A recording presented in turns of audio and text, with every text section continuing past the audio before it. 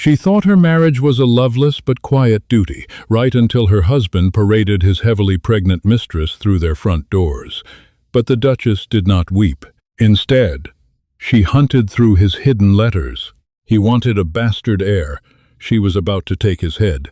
The rain lashed against the towering arched windows of Highgrove Manor, a sprawling estate that had stood as a monument to the Hastings family for over 3 centuries.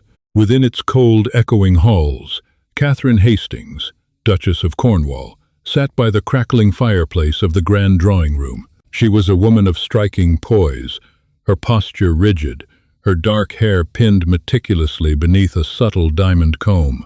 For 5 years, she had played the perfect wife to Charles Hastings, a man whose ambition was rivaled only by his cruelty. Their marriage was an arrangement of immense political weight, uniting 2 of the wealthiest families in the empire. It was a union barren of affection and, to Charles's increasing rage, barren of children. The heavy mahogany doors of the drawing room swung open with a resounding thud. The footman, a young lad named James, stood trembling, his eyes darting nervously to the floor. "His Grace, the Duke, has returned. Your Grace," he stammered. Catherine set aside her embroidery. She did not rush to greet him. She knew her husband's moods too well. But as she stepped out into the grand foyer, the breath was completely stolen from her lungs. Charles stood in the center of the marble floor, shaking the rain from his heavy woolen cloak. He did not look at her. His attention was entirely consumed by the woman clinging tightly to his arm. It was Lady Beatrice Wentworth. Beatrice was a widow of minor nobility, known in the whispered gossip of high society for her cloying sweetness and her calculated social climbing. But it was not Beatrice's presence that sent a shockwave through the assembled household staff. It was the undeniable, prominent swell of her stomach. She was at least 6 months pregnant. "Charles," Catherine said, her voice perfectly level, though her heart hammered a frantic rhythm against her ribs. "What is the meaning of this?" Charles turned to her, his gray eyes hard, and "the heir you have so spectacularly failed to provide." A collective gasp rippled through the servants. To take a mistress was a common, albeit quiet, sin among the nobility. To bring her into the marital home, pregnant and flaunting her status, was a public execution of Catherine's dignity. "You bring her here?" Catherine asked, her voice dropping to a dangerous whisper. "Under my roof?" "It is my roof," Charles snapped, stepping forward, his towering frame designed to intimidate. "And from this day forward, Beatrice will reside in the East Wing. She is to be treated with the utmost respect. When my son is born, he will be raised here, and he will be recognized." Beatrice offered Catherine a smile that dripped with false sympathy. "I do hope we can be friends, Your Grace. I know how difficult this must be for you, but Charles and I simply could not bear to be apart during such a delicate time." Catherine looked at the woman's hands, resting protectively over the child. The betrayal sliced deep, not because she loved Charles, she had realized the impossibility of that years ago, but because of the utter humiliation. He was stripping her of her authority, her pride, and her standing, rendering her a ghost in her own home. "You have made your intentions perfectly clear, Charles," Catherine said, her spine straightening. She refused to give them the satisfaction of a single tear. She turned her gaze to Mrs. Higgins, the head housekeeper. "Have the East Wing prepared. It seems we are operating an orphanage for fallen women now." Charles's face flushed with violent rage. He took a threatening step toward her, his hand raised. But Catherine did not flinch. She stared him down with a glacial intensity that made him freeze.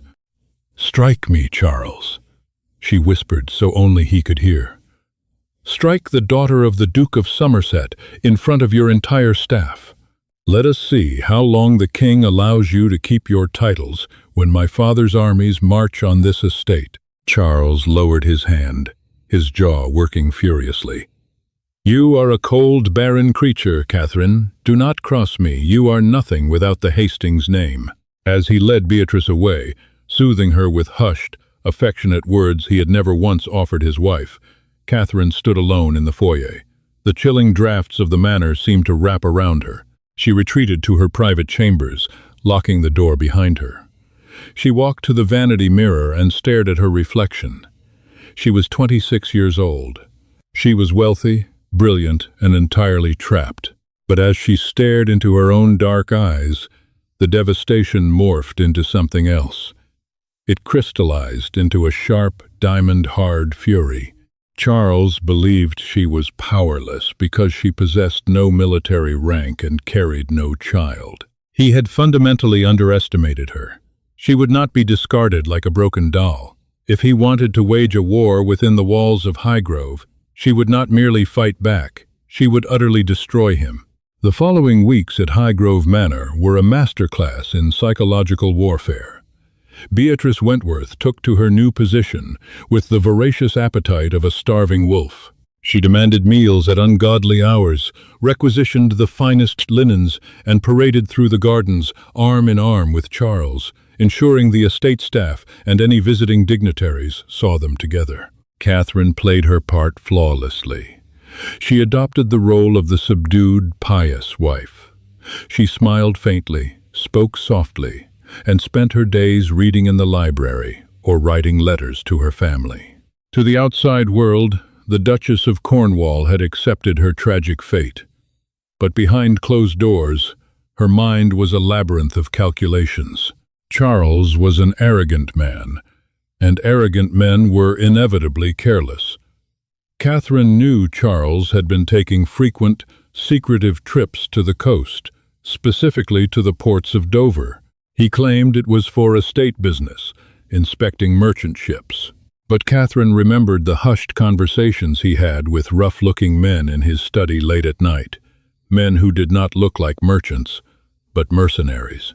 She needed an ally. She needed someone who despised Charles as much as she did, but who possessed the access and the power to move in the shadows.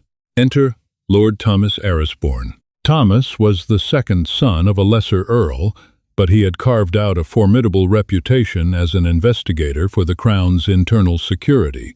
He was a man of sharp features, quiet demeanor, and piercing intelligence. More importantly, Charles had publicly humiliated Thomas years ago over a land dispute, using his superior wealth to crush Thomas's family estate. Catherine arranged a meeting under the guise of attending the opera in London. While the singers belted their arias on stage, Catherine sat in the shadowed recesses of a private box, her fan held delicately to conceal her face. The door behind her opened with a soft click, and Thomas slipped into the velvet-draped enclosure. "Your Grace," Thomas murmured, bowing slightly. His eyes, the color of rough-hewn amber, assessed her carefully. "It is highly unorthodox for a duchess to summon a man of my station to a dark room." "These are unorthodox times, Lord Arisbourne," Catherine replied, lowering her fan. "I will not waste your time with pleasantries. I want to ruin my husband." Thomas let out a low, breathy chuckle, taking the seat beside her. "The whole of London is whispering about his new permanent guest. I assumed you were seeking a divorce." "A divorce leaves me disgraced, and leaves him with his wealth," Catherine said, her voice laced with steel. "I do not want a separation. I want his complete destruction. And I believe you suspect him of far worse crimes than infidelity." Thomas's demeanor shifted instantly. The easy amusement vanished, replaced by a predatory sharpness. "What do you know, Catherine?" "I know he meets with foreign agents in the dead of night. I know vast sums of money are disappearing from the estate ledgers. He is too greedy to simply be smuggling brandy. I believe he is funding something far more dangerous." Thomas leaned in close, the scent of bergamot and old leather washing over her. The proximity sent an unexpected shiver down Catherine's spine, a stark contrast to the repulsion she felt for her husband. "For the past 6 months," Thomas whispered, "weapons have been disappearing from royal armories. Powder, muskets, Artillery. We have traced the funding to a shadow company, but we lack the final link. The man holding the purse strings. You think it is, Charles? I know it is, Thomas said, his gaze locking with hers. But a duke is nearly untouchable. Without hard-written proof, the king will not move against him. Then I will get you your proof, Catherine vowed. The agreement was struck in the dark, a dangerous pact between a spurned duchess and a ruthless investigator. When Catherine returned to Highgrove, the real work began. She spent days observing Charles's routines. She noted that he always carried a small brass key on his watch chain, a key he obsessively guarded. It opened the bottom drawer of his massive oak desk, in the private study, a room Catherine was expressly forbidden to enter. Her opportunity came on a Tuesday evening. Beatrice had thrown a violent temper tantrum over a dress that did not fit her expanding waistline, demanding Charles's immediate attention to soothe her. The household was distracted. Catherine slipped down the dimly lit corridor, her soft velvet slippers making no sound against the Persian runners. She reached the study. The door was locked, but Catherine had spent her youth learning to pick the locks of her father's library. With a hairpin and a steady hand, she manipulated the tumblers. Click. She slipped inside, surrounded by the heavy scent of cigar smoke and expensive brandy. She moved quickly to the desk. The bottom drawer was locked, as expected. She did not have the brass key. But Catherine was observant. She dropped to her knees and ran her fingers along the underside of the heavy wooden drawer. Charles was not a craftsman. He bought expensive things, but rarely understood how they worked. She pressed against the wooden paneling beneath the drawer, searching for a release catch. Her fingers brushed a small metallic lever. She pushed it. The false bottom of the drawer popped down with a soft click. Inside lay a single leather-bound ledger and a stack of letters sealed with dark green wax. Catherine pulled them out, her hands trembling slightly as she broke the seal of the first letter. The handwriting was elegant, looping, and entirely in French. She scanned the text, her French fluent from her years of tutoring. Her blood ran cold. It was not mere smuggling. Charles was negotiating with a fractured radical military group across the Channel. He was purchasing a mercenary army. He intended to supply them with the stolen royal weapons to orchestrate an uprising against King George, aiming to place a pliable, puppet nobleman on the royal seat with Charles Hastings pulling the strings as Lord Protector. It was high treason. The penalty was death by the axe. Footsteps echoed in the hallway outside. Heavy, purposeful footsteps. Charles. Catherine's heart leapt into her throat. She shoved the letters back into the false bottom, snapped it shut, and stood up, her mind racing. The doorknob began to turn. She had no time to reach the door or hide behind the heavy curtains. As Charles pushed the door open, Catherine grabbed a crystal decanter of brandy from his side table and let it slip from her fingers. It shattered against the floorboards with a deafening crash, amber liquid splashing everywhere. Charles stopped dead in his tracks, staring at the mess, and then up at her, his face contorting into a mask of pure fury. "What in the devil's name are you doing in here?" he roared. "I," Catherine stammered, feigning a perfect picture of panic and clumsiness. "I came to fetch you. Beatrice is inconsolable. I thought a drink might calm your nerves. But the decanter, it was heavier than I expected." Charles glared at her with utter contempt, stepping over the shattered glass. "You are useless, Catherine. Pathetic and useless. Get out of my sight and send a maid to clean this up." "Yes, Charles," she whispered, keeping her head bowed submissively as she hurried past him out the door. Once in the safety of the corridor, she leaned against the stone wall, her breath coming in ragged gasps.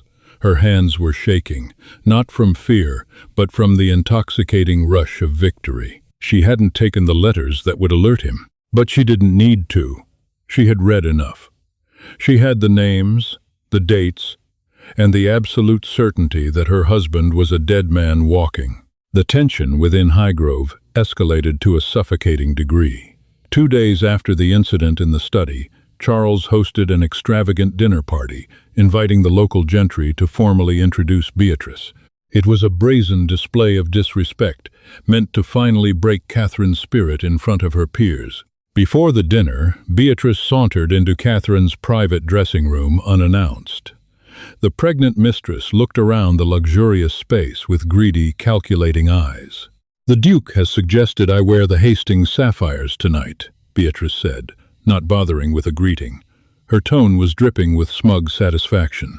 "He says they perfectly complement my eyes, and given that I am carrying the future of this family, it is only fitting." The Hastings sapphires were a priceless parure handed down to the Duchesses of Cornwall for generations.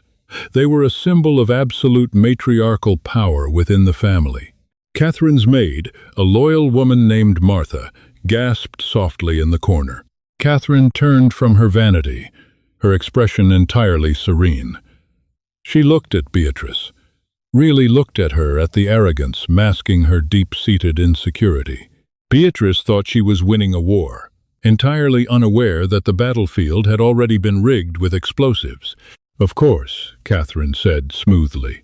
She walked to her heavy iron safe, unlocked it, and withdrew the velvet box containing the heavy, glittering sapphire necklace and earrings. She handed them directly to Beatrice. "Wear them with my compliments, Lady Wentworth. They are quite heavy. I hope they do not weigh you down too much." Beatrice snatched the box, a triumphant smirk on her lips. "You are finally learning your place, Catherine. It is a pity it took you this long." As Beatrice waddled out of the room, Martha hurried to Catherine's side, tears in her eyes. "Your Grace, you cannot let that woman wear your jewels. It is an outrage." "Let her wear them, Martha," Catherine said, a cold, predatory smile touching the corners of her mouth. "A condemned woman should at least look pretty on her way to the gallows." That night, Catherine slipped out the servants' entrance and rode her swiftest horse to a secluded hunting lodge on the edge of the estate grounds. Thomas Arisborn was waiting by the hearth, a map of the southern coast spread across a wooden table. The flickering firelight caught the sharp angles of his face, making him look like a rogue king from the old tales. "You are late," Thomas murmured as she threw off her soaked riding cloak. "My husband was busy adorning his mistress in my family heirlooms," Catherine replied, walking over to the table. "I had to wait until they were sufficiently drunk on wine and their own vanity." Thomas's jaw tightened at her words. Over the past weeks, their clandestine meetings had sparked a quiet, dangerous fire between them. Where Charles saw a barren, useless woman, Thomas saw a brilliant tactician, a woman of fire and steel who matched his own intellect blow for blow. He reached out, his bare fingers lightly brushing her wrist as he pulled a chair out for her. The touch was electric, a sudden, searing reminder to Catherine of what actual desire felt like. "Tell me what you found," Thomas said, his voice dropping an octave. Catherine recited everything she had memorized from the letters. The dates of the weapon shipments, the encrypted codes, and most importantly, the names. "Lord Reginald Croft of Somerset," Catherine said, tracing a path on the map with her finger, "and Sir Philip Hutton of the Admiralty. They are co-signing the financial drafts to launder the money through the East India Company." Thomas cursed softly under his breath. "Croft and Hutton. They are high up in the king's inner circle. If Charles brings them into a coup, half the navy would follow Hutton's orders and turn their cannons on London." "We must strike before the end of the month," Catherine said urgently. The ledger indicated a massive shipment of powder arriving at Dover on the 28th. "If that powder reaches the mercenaries, it will be too late to stop the bloodshed." Thomas stared at the map, his mind working furiously. "I cannot simply arrest a duke and 2 lords based on hearsay. Even my word is not enough against their combined political power. I need the ledger, Catherine. The physical book. If I steal it, Charles will know instantly. He will flee, or worse, he will initiate the uprising early to save himself. Then we force him to bring it into the light," Thomas said, a slow, dangerous smile spreading across his face. He looked up at Catherine, his amber eyes gleaming with a shared, ruthless understanding. The Royal Masquerade Gala is next week at Whitehall Palace. The king demands the attendance of all peers of the realm. Charles will be there. He plans to bring Beatrice, Catherine noted dryly. He petitioned the king's secretary for an exception to protocol. Excellent. Let him bring his pregnant mistress. Let him feel arrogant and untouchable, Thomas said, stepping closer to Catherine. The space between them vanished, the air heavy with tension. We will trap him at the gala. But to do so, I need you to play the most dangerous game of your life, Catherine. You must convince Charles that I am closing in on him, but that you are willing to help him escape. Catherine looked up at Thomas. The danger was palpable. If she failed, Charles would kill her with his bare hands before the guards could even draw their swords. But as she looked into Thomas's eyes, she felt no fear. She felt only the intoxicating thrill of the hunt. "Tell me what to do," she whispered. Thomas reached up, his hand gently cupping her cheek. It was a brazen breach of propriety, but Catherine leaned into his warmth, closing her eyes for a fleeting second. "You are magnificent, Duchess," he murmured. "Charles Hastings is a fool of the highest order to have ever overlooked you." "He didn't overlook me, Thomas," Catherine said, opening her eyes, the steel returning to her gaze. "He tried to bury me. He just didn't realize I was a seed." The plan was set. They would use Charles's own paranoia against him. They would orchestrate a raid on his coastal warehouses, making him panic, and attempt to move the ledgers to a safer location, right into the waiting hands of the king's royal guard at the gala. As Catherine rode back to Highgrove through the dead of night, the wind howling around her, she felt alive for the first time in 5 years. Beatrice could keep the grand bedroom, the servants fawning, and even the heavy sapphire necklace. Catherine was aiming for something far greater. She was aiming for absolute freedom. The grand ballroom of Whitehall Palace was a dazzling spectacle of gilded mirrors, cascading crystal chandeliers, and the intoxicating perfume of 1,000 white roses. The Royal Masquerade Gala was the pinnacle of the London season, a night where the rigid rules of high society were temporarily obscured by silk dominoes and velvet half-masks. The air buzzed with the secretive whispers of the most powerful lords and ladies in the empire, their identities hidden, yet their ambitions laid bare on the dance floor. Catherine arrived uncharacteristically late, stepping out of her carriage in a gown of deep, sweeping crimson velvet. It was a stark, dangerous departure from the subdued, dutiful pastels her husband had always demanded she wear. A black lace mask obscured the upper half of her face, but the icy, commanding brilliance of her dark eyes remained undisguised. She moved through the crowded entrance with the lethal grace of a predator stalking the high grass. Across the room, standing near the king's elevated dais, was Charles. He was dressed in an ostentatious suit of midnight blue silk, his chest puffed out like a proud peacock.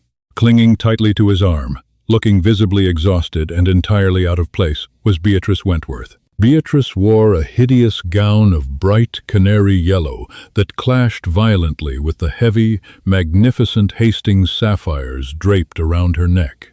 The priceless jewels dragged at her collarbone, a glaring testament to her stolen status. The surrounding nobility cast her thinly veiled glances of absolute disgust, though Charles, blinded by his own arrogance, interpreted their stares as awe. Catherine did not immediately approach them. She allowed the evening to stretch, letting the wine flow and the false sense of security settle deeply into her husband's bones. Instead, she accepted a dance. As the orchestra struck up a slow, sweeping waltz, a tall gentleman in a stark black domino mask and an immaculate dark coat bowed before her. He did not ask for her hand. He simply offered his, a silent command, wrapped in perfect courtesy. Catherine placed her gloved fingers in his, and Thomas Arisborn pulled her onto the polished marble floor. "You look dangerous tonight, Your Grace," Thomas murmured, his hand resting firmly on the small of her back. The warmth of his touch bled through the heavy crimson velvet, sending a jolt of electricity straight to her heart. "A woman must dress for the occasion," Catherine replied, her voice a soft purr beneath the soaring music. "Are your men in position?" "The royal guard surrounds the courtyard," Thomas confirmed, steering her smoothly past a group of gossiping dowagers. "Lord Croft and Sir Philip Hutton arrived 20 minutes ago. Charles has been exchanging nervous glances with them all evening. He is waiting for the right moment to pass them the ledger." "He brought it with him?" Catherine's eyes widened slightly behind her lace mask. It was a stroke of unbelievable luck, fueled entirely by Charles's paranoia. "It is the only logical move," Thomas whispered, leaning down so his lips brushed the shell of her ear, sending a delicious shiver down her spine. "He wouldn't dare leave it at Highgrove after you accidentally discovered his false drawer. He brought it to hand off to Croft, to get it out of his hands entirely before the Dover shipments arrive. We need him to panic and retrieve it from wherever he is hiding it. The moment he holds it, I have the authority to arrest him." "Leave the panic to me," Catherine said softly. The music swelled to a crescendo and Thomas spun her out, their eyes locking in a fierce, silent promise before the dance ended. Catherine slipped away from the dance floor and procured a glass of champagne, making her way purposefully toward the alcove where Charles had briefly separated from Beatrice to speak with an ambassador. She timed her approach perfectly, catching him just as the ambassador walked away. "Charles," Catherine hissed, stepping into the shadows of the alcove and lifting her mask just enough for him to see her face. She forced her eyes wide, adopting a masterful performance of breathless, wifely terror. "Thank God I caught you alone." Charles frowned, clearly irritated by her presence. "Catherine, what are you wearing? You look like a Venetian harlot. And where is your decorum? People will stare." "Listen to me, you absolute fool," Catherine whispered harshly, grabbing the lapels of his silk coat. Charles stiffened, shocked by her physical aggression. "I am trying to save your life. An hour ago, I received a coded message from Martha at the estate. Lord Arisborne and the King's internal security have raided the Dover warehouses." The color drained instantly from Charles's face. The arrogant sneer vanished, replaced by a pallor of pure, sickening terror. "What? No. That is impossible. The shipment wasn't due until—" "They found the powder, Charles! They found the stolen muskets!" Catherine pressed, her voice trembling with manufactured panic. "They are tearing the coastal offices apart as we speak. Arisborne is on his way here. If they find the ledger, if they find your correspondence with the French mercenaries—" "Quiet!" Charles hissed, grabbing her wrists, his grip bruising. His eyes darted frantically around the ballroom, suddenly seeing spies and executioners in every masked face. He looked toward the dais where King George sat, oblivious to the treason brewing in his court. Then he looked toward Lord Croft, who was chatting idly by the punch bowl. "I have to warn Croft," Charles muttered, his breath coming in shallow, panicked gasps. "Croft will sell you to the king the moment he realizes the powder is gone," Catherine countered ruthlessly, cutting off his escape route. "You are the one who signed the ledgers, Charles. You are the Duke. They will put your head on a spike at London Bridge. You have to destroy the book. Where is it?" "It is in the strongbox beneath the floorboards of my private carriage," Charles confessed, his voice barely a squeak. "I brought it to give to Croft, but I haven't." "Go," Catherine commanded, giving him a hard shove toward the terrace doors. "Get out to the courtyard, get the ledger and burn it in the carriage lamps. I will find Beatrice and create a diversion so no one notices you are gone." "Hurry, Charles, before Arisborne arrives." Charles didn't hesitate. Driven entirely by the primal instinct to survive, he abandoned all pretense of dignity, abandoned his political allies, and abandoned his pregnant mistress. He turned and practically sprinted toward the heavy oak doors leading to the palace courtyards, his midnight blue coat snapping behind him. Catherine stood in the shadows of the alcove, slowly lowering her lace mask back into place. The terrified, desperate wife was gone. The Duchess of Cornwall took a slow, triumphant sip of her champagne. The king was about to take his piece. Checkmate. The courtyard of Whitehall Palace was shrouded in a thick, chilling London fog. The cobblestones slick with dampness, the air heavy with the smell of horse sweat and burning pitch from the wall torches. Charles Hastings tore through the dense mist, shoving past idle footmen and startled carriage drivers until he found his own lavish coach bearing the Hastings crest. "Out of my way!" he barked at his driver, throwing open the heavy carriage door and scrambling inside. He fell to his knees on the velvet floor mats, his hands shaking violently as he tore up the carpet to reveal the brass-locked strongbox hidden in the floorboards. He fumbled with his watch chain, breaking the delicate gold links in his frantic rush to retrieve the small brass key. Click! The box sprang open. Inside, resting atop velvet lining, was the leather-bound ledger, the absolute proof of his treason. Charles grabbed it, clutching it to his chest as he backed out of the carriage. He looked around wildly for a source of fire. There was a heavy iron brazier burning nearby, used by the drivers to keep warm in the freezing night. He took a step toward it, his eyes fixed on the leaping orange flames. "I wouldn't do that, Your Grace.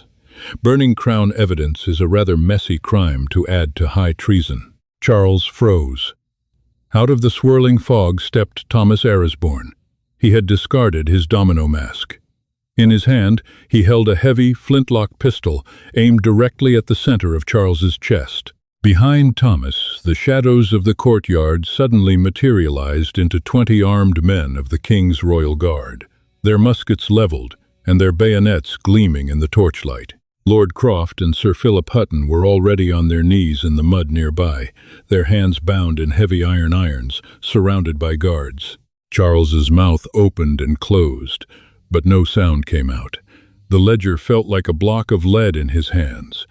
Then, stepping out from behind Thomas, illuminated by the harsh light of the brazier, was Catherine. She looked magnificent in her crimson gown, the wind catching the heavy velvet. She was not panicking. She was not rushing to his side. She was looking at him with the cold, detached curiosity one might reserve for a slaughtered pig at the market. "Catherine?" Charles whispered, the betrayal finally piecing itself together in his frantic mind. You lied to me. The warehouse was raided 3 days ago, actually," Catherine said, her voice carrying crisp and clear over the damp night air. "Lord Arisborn has been in possession of the armory receipts since Tuesday. We simply needed the physical ledger to complete the puzzle. And you, like an obedient little dog, fetched it right out of its hiding place for us." Charles's face contorted into a mask of pure demonic rage. He let out a feral roar, dropping the ledger and lunging at his wife with his hands outstretched, intent on strangling the life from her. He didn't make it 2 steps. Thomas moved with terrifying speed. He stepped into Charles's path, bringing the heavy brass butt of his pistol crashing across Charles's jaw. The crack of bone echoed loudly in the courtyard.